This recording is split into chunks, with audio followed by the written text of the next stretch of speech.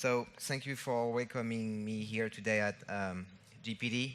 I'm the first timer. That's what my label says. I'm very honored to be on stage today. Over the next 25 minutes, I'm going to present you what this title means. This presentation was developed to convey the recent findings of an internal collaborative SOM team effort carried on by our sustainability engineering studio. It's focusing on the prescriptive envelope performance requirement of an office project located in Beijing. I will present what has motivated the work and the return of experience, sharing some learning lessons. So, ladies and gentlemen, welcome on board of the heat transfer airline from a 10,000 feet altitude, and over the course of our descent toward our final destination in Tampere, we will cover in 20 minutes the four following subjects. The climate change is basically what has motivated the work, impacting the prescriptive requirements of the building energy codes in the world, notably in China. Turning the global thermostat down is about the integrated practice of design and architecture. Then we will cover building physics. This is basically a quick recap of what heat transfer means. Then we will jump into the finite element analysis. This is a practice of modeling 2D heat transfer nodes from one side of an assembly to another one using the Therm modeling analysis from LBNL. And finally, we will wrap it up landing in Tampere using a data visualization interface to visualize from a storytelling approach how to connect the dots between each of the components of the simulation. So welcome on board, please fasten your seatbelt and let's get it started. And should this presentation become overwhelming and unbearable, the emergency exits are located on the side and on the rear of the aircraft. So climate change. This is where it's starting, this is why I'm here as much as you most likely. The map shows where SOM projects are located in majority in the world. The rise of buildings in China has become unprecedented and has proliferated quickly over the last decades, but also in every major cities in the world, causing an exponential growth of greenhouse gas emission greater than the US and the UE combined together. So when normalized per capita showing in this dashed line, this picture shows different things. It's also calling our attention not only in China, but also in other countries with important market development, such as in the Middle East, in Canada, in Australia. And really, it's all about architecture. And Edward Mardia is the founder of the 2030 Challenge from a decade ago, and has called up our attentions to put a motivation on designers and engineers to tell them that roughly 40% of the greenhouse gas emissions are produced by the building industry, such as residentials, non-commercial buildings, industrial, and also all the manufacturing process to generate materials. So buildings can be seen as a problem as much as agriculture is and transportation, but they're also a unique moment in time where we can upgrade our mindset to design more efficiently. And looking at the grand scheme of things, the integrated design starts at the scale of 1 million. So we're going to just zoom in from a macro scale to a micro scale. And really, this is about balancing visual aesthetics with performance of the facade. There is a consensus-based discussions between engineers and designers to understand what does this mean to combine and reduce heat gain and heat loss through the assembly, through the mullions, through the glass, through the spandrels. So if you put your thermal glazing on, what you'll see on the left side of the screen is basically what we all see, but on the right side of the screen, this is where heat transfer happens. So really, what's important is about heat transfer is what goes in, goes out. And speaking of which, what goes in, goes out. So as much as I love to do my laundry, these daily paranormal phenomena does not exist in building physics. And in other words, whatever we have as an input has an output. And this is what governs the law of thermodynamic. Thermodynamic is understanding, like what this picture will show you, the inherent relationship that exists between causality and effect, understanding our magnitude impact on design decisions. And so when you have an input, you have an output. And essentially, everything starts with a pen on a paper, and what's governing this whole thing is human comfort. Human comfort is at the center of the picture, and there is most likely an analogy that you can see between design input and global warming. As much as the thermostat regulates cooling and heating needs, then the grid is going to convert these needs into a transformation of energy distribution and losses up to the power plant location. So 2030 wise speaking, there is a mean to it, trying to reach neutral carbon, and the building performance is notably driven the energy code to define a minimum requirement for reaching specified objective. Whether it's in the US on the left side of the screen or on the right side of the screen in China, the mechanical systems, the lighting, they all should be aligned as much as the design envelope requirements to try to seek for a better efficiency over the next coming years. And this comes into flavor. You can reach a specific goal using a performance-based method that is essentially giving a lot of flexibility to designers, designing for a specific HVAC system, looking at specifics, inputs for your lighting and also for the envelope component. And this is using a database using 60 hours of worth of data for each climate, and it's very contextual, and this can go above and beyond. However, you can also take the second path and use the prescriptive requirements. This is most likely going to be a dirty laundry of items that you need to check, and such as how many gross square footage of glass do you need to have in terms of window to wall ratio, what is the performance aspect of your fenestration system, so on and so forth. And all of this is going to be governed in some ways by heat transfer. So, speaking broadly, heat transfer is induced through a material or assembly that separates two zones of temperature from the zone of higher state to the zone of lower state. And over time, the rate of heat transfer is proportional to the temperature difference, describing and resulting in the impedance of the material to resist heat flow. And this is so much common and called the R value. The thermal resistance is called the R value, and it stands therefore for the ability of the materials to impede heat flow. And the greater the R value, then the greater its resistive component. The direct reciprocal of it is called the U value, and the U value is more defining the ability of the materials to conduct heat. So this is kind of like a quick recap about heat transfer. And they are usually, the units is described in watts per meter square Kelvin, and this can be modeled with tools that are showing spatial contour of temperature and distribution over a cross-section of 1,000,000, for example, where you will see that the jump of ISO curve will likely occur at the thermal break, where you have a bigger jump of temperature from one side of the assembly to the other one. So to wrap it up, heat goes from hot to cold, and this is what is going to govern the next chapters of this presentation.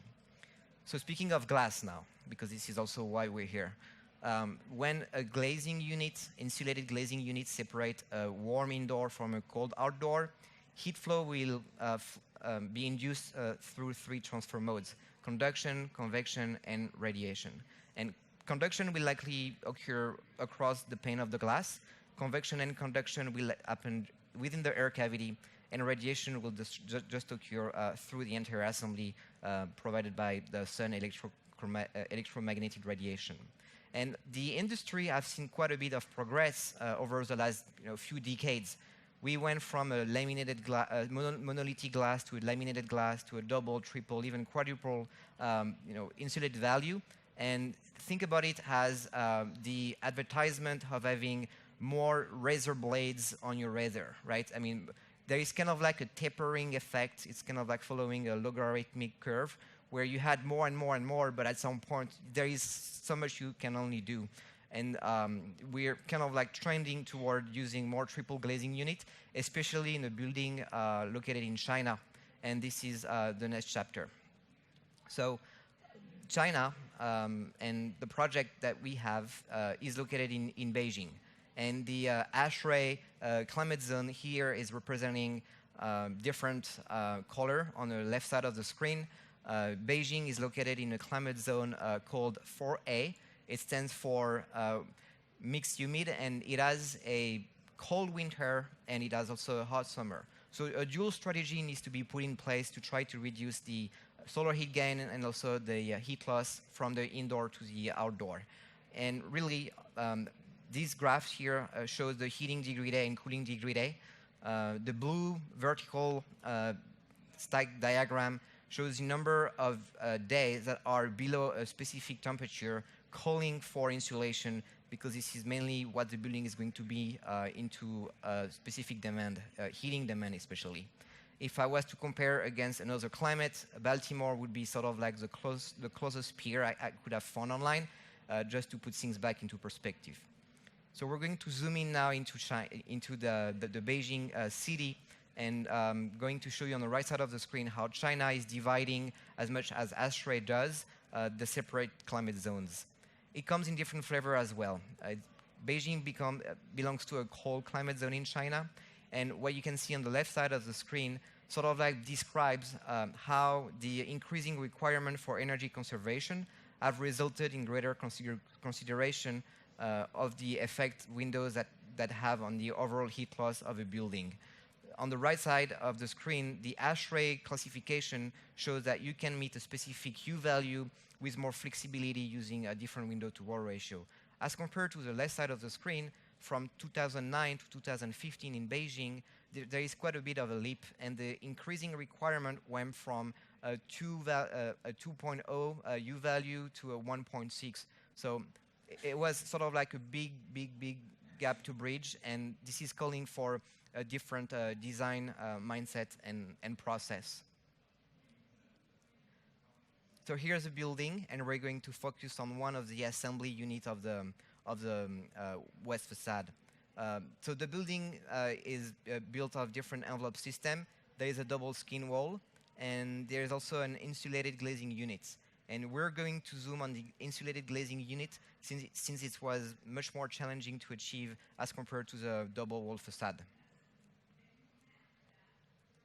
So here's a quick zoom. As you can see on the left side of the screen, the overall R value of the curtain wall fenestration is sort of like a weighted average calculation of the U value, including the spandrel opaque area, including the framing, including the glass itself. And when you do this overall calculation, then you kind of like come to a R2 value, and this is sort of like what we were also doing in the ancient time, stacking up a bunch of stones together, but to the benefit of having more views as compared to before.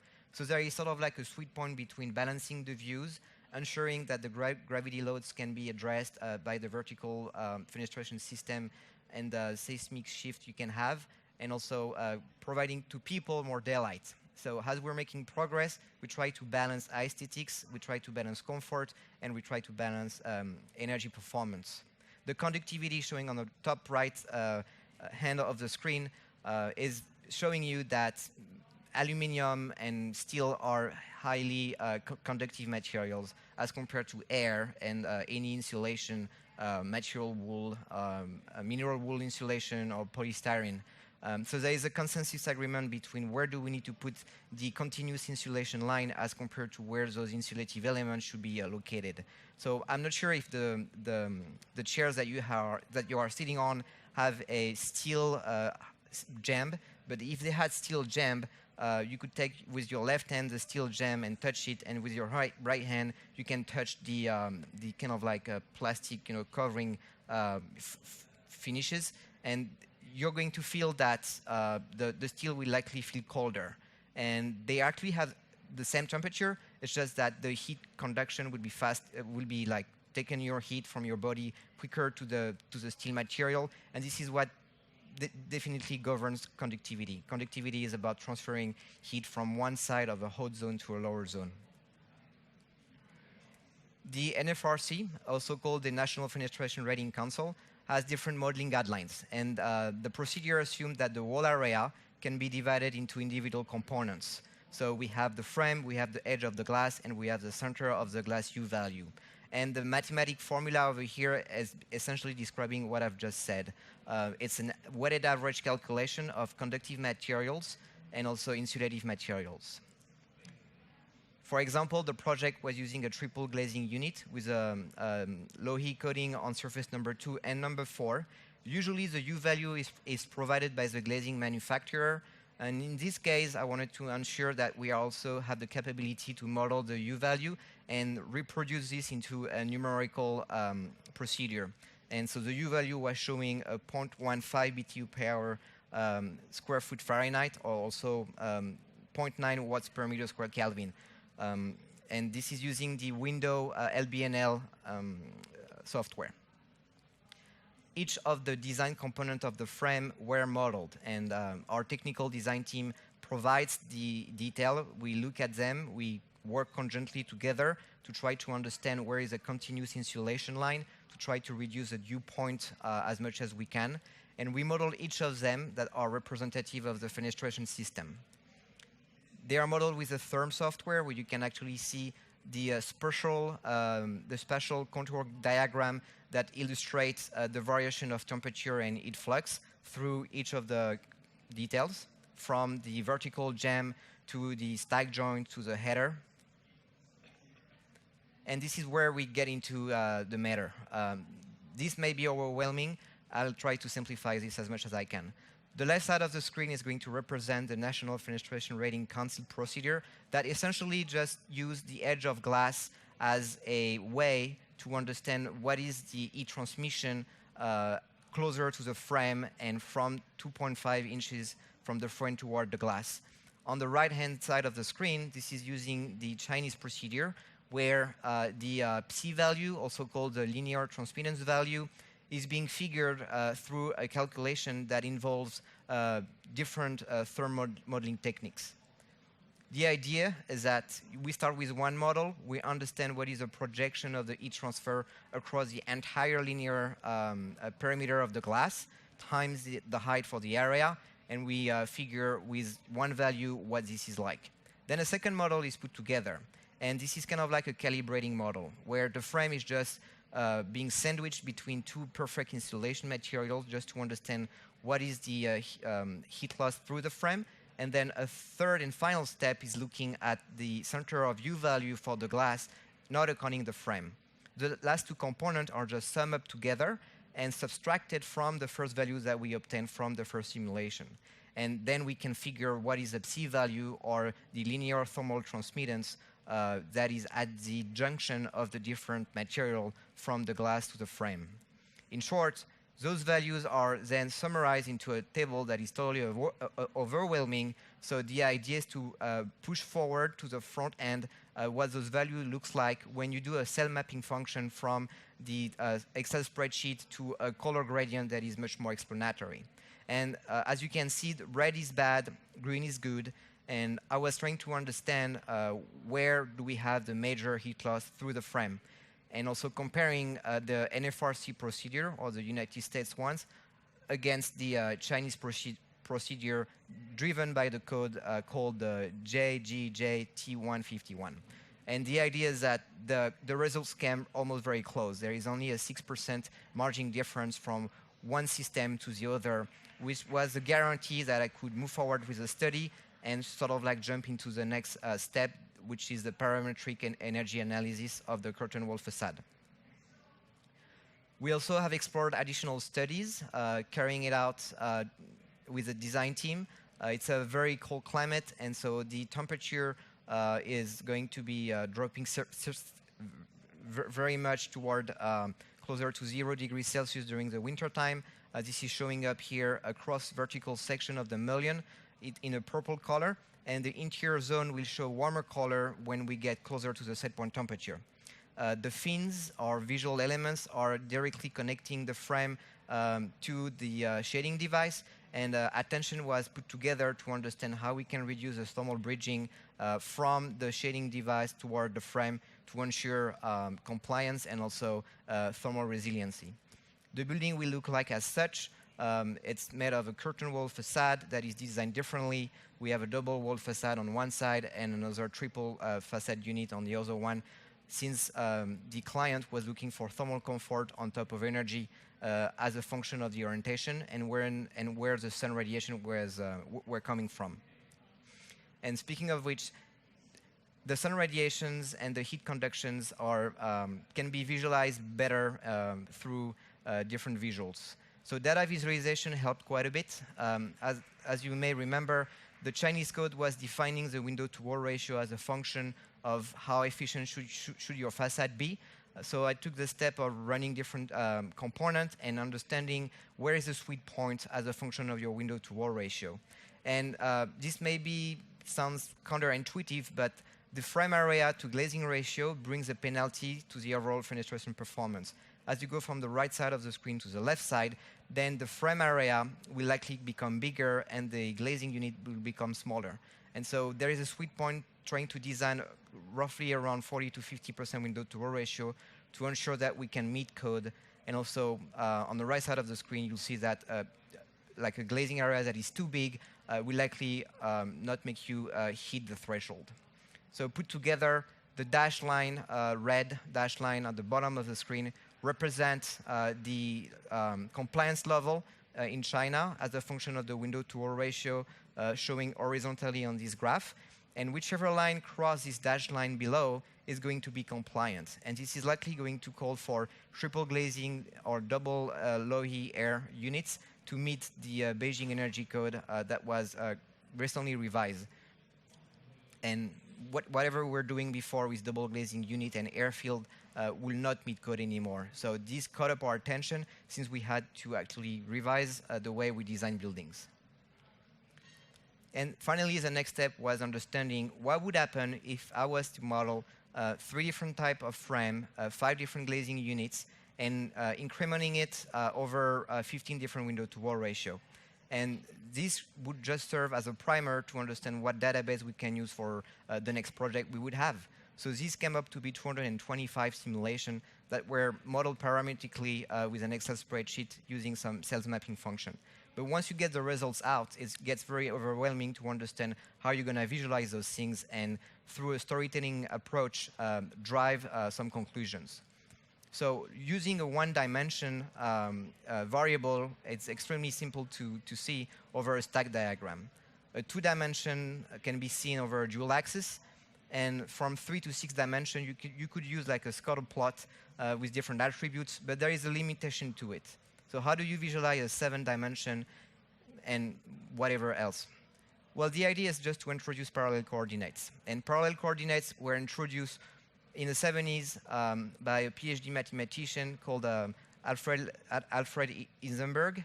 And the idea is just to connect the dots together to be able to read between the lines and establish a relationship between causality and effect. So take it as sort of like an interactive multi-dimensional geometry in 2D space where each dimension corresponds to a vertical axis. And each of the data elements is displayed as a series of connected points along the dimension axis. So diving into the matter, for the geek in the room, this is using an open source code. It's JavaScript using the D3 library that stands for data-driven documents. We use the code internally, we modified it, it's open source, we linked the database together, and then the parametric visualization interface was able to see light. So the theory behind it is that we're trying to optimize our time writing a code to have free time to do other stuff. Well, the reality was really that we try to debug it, write the code again, and rethink about it. And so at the end, you don't have time for your initial task, and you keep doing the ongoing development. So we try to focus on something very specific. So this is what the interface will look like. This is sort of like a quick animation. So I will show you a quick demo instead of showing you what this represents. And I hope this is going to just work fine. So you should be able to see the screen now. The input values are shown on the right side of the screen. You have here the window-to-wall ratio represented here in this axis over there. Then you have on the second axis the thermally broken frame, improved frame, and aluminum-only frame. And on the right axis, you'll have here all the different glazing unit type. Those are the inputs of your model. The outputs of the model are generated over here and are being read over a spreadsheet that is used as a backend. So the idea is to understand what is a computed value fenestration as a function of what input you're going to see at the beginning. So putting conclusions together, some will meet the energy code on the right side of the screen, some variable won't meet the code, and some are not applicable. So if you were to drive a conclusion over here fairly quickly, selecting a thermally improved frame and aluminum-only frame will not likely meet the energy code. So we need to have a thermally debridged frame in Beijing to meet the code. Essentially, those frames over here could use any window-to-wall ratio on the left side of the screen, as long as the majority of them are going to use a triple glazing unit to ensure that code can be met. That's the idea. Also, another conclusion that can be put forward is if you're using only a double pane air low-E or double pane air with no low-E, you will likely not meet the code. However, if you keep using just a thermally broken frame and use advanced materials such as a double pane argon low-E, then you should be able to meet code, but your window-to-wall ratio will only go up to 40%. This goes back to the previous graph I was showing you at the beginning. So conclusions can be made. We're going to be out of time, so I want to be respectful of that. But the idea is that parametric visualization tools are good for the storytelling approach of a data set. So to take away, designing for a window-to-wall ratio higher than 55% will likely require that you need a triple pane insulated glazing unit to meet code. And this is kind of like a new thing that we're seeing nowadays. So everything starts with a client. In a previous time, as less than a few years ago, a local curtain wall contractor specialist was hired at the end of the job, closer to a construction documentation phase, to run component analysis and ensure we're meeting code. Nowadays, we are shifting our mindset and we're using different resources, such as high-performance design specialists, that are going to start the kickoff meeting, showing the requirements, and this is sort of like calling for shifting the design process together. So back in time, we really needed those complaints to be done at the end of the phase. Nowadays, it's kicking off at concept phase. So in short, the conclusion will show as follows. China and US have different curtain wall numerical calculation guidelines, but they also have shown similar results. The new energy code are more stringent prerequisite requirements are inducing a shift of process transformation. Numerical iterative simulation have to be carried out early in the design process so we can have a direct collaboration with our design team. And obviously, the frame component is one of the major driving variable that is going to impact the building energy efficiency of the building. And finally, new interactive digital tools can also transform the way we're thinking toward a better efficiency of the building and reducing heat loss. So in short, this is what I wanted to show you today. I'd like also to thank the other people, SOM designers and colleagues who have taken part of this interdisciplinary collaboration. None of what you have seen today could have been doable without the help of those folks in the office. We have now landed in Tampere. I hope you can unfasten your seatbelt and hope you have enjoyed the flight. Thanks for your attention.